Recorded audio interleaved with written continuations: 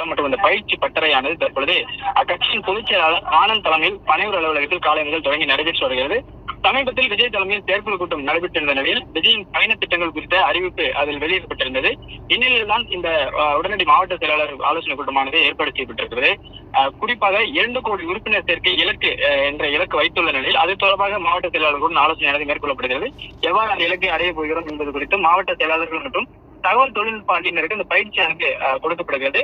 அது மட்டுமின்றி வீடு வீடாக சென்று உறுப்பினர்களை சேர்ப்பது குறித்தும் அறிவுறுத்தலானது வழங்கப்படுகிறது. தகவல் தொழில்நுட்ப அணியினர் மடிக்கணினியுடன் இந்த ஆலோசனை கூட்டத்தில் பங்கேற்றிருக்கின்றனர். நேற்று ஐடி விங் மகளிர் அணி வழக்கறிஞர் நிர்வாகிகள் ஆலோசனை கூட்டமானது நடைபெற்ற நிலையில் இன்று மாவட்ட செயலாளர்கள் மற்றும் தகவல் தொழில்நுட்ப அணியின் நிர்வாகிகள் ஆலோசனை கூட்டமானது தற்பொழுது நடைபெற்று வருகிறது. இதில் குறிப்பாக மை டிவிகே என்கிற பெயரில் புதிய செயலி ஒன்று அறிமுகம் செய்ய இருக்கின்றனர்.